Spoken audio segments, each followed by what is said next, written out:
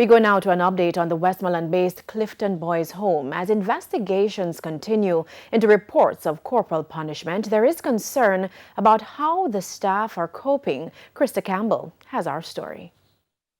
Up to 30 boys from 7 to 18 years old live at the Clifton Boys' Home in Darlington, Westmoreland at any given time.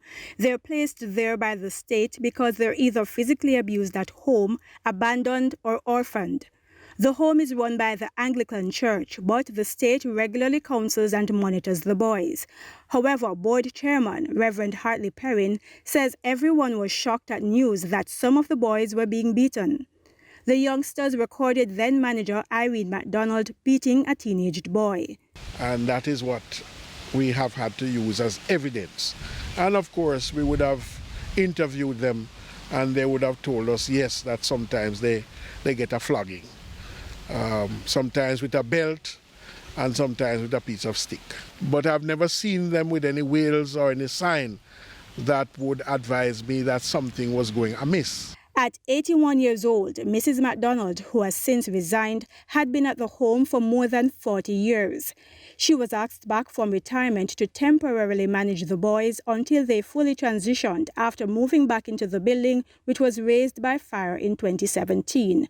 Reverend Perrin, who pastors the nearby St. John's Anglican Church, says Mrs. MacDonald is admired in the community for how she treated the boys. When Mrs. MacDonald takes those boys to church on a Sunday morning, it would be as if you saw a mother hen taking her children.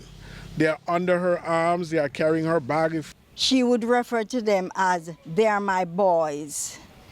Many times Mrs. Mac would come to church on a Sunday morning and she would say, "I was at the hospital last night until wee hours of the morning." I've watched her attending PTA meetings. She's on every school PTA board. Reverend Perrin says the boy in question was beaten for refusing to explain why he went on the road without permission. Now, while he emphasized that the Child Care and Protection Act was broken when the boys were beaten, he understands how overwhelming it could get caring for so many children at once.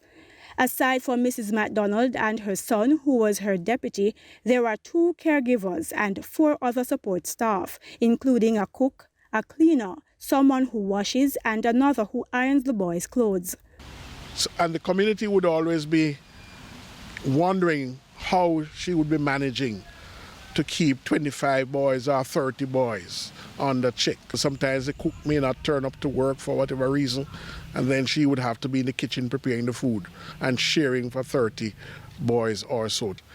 And it must really be breaking her heart now to see not only that she's away from the boys, but the manner in which she has had to leave. He promised to provide counseling to help Mrs. MacDonald cope with stress and depression. Krista Campbell, TVJ News.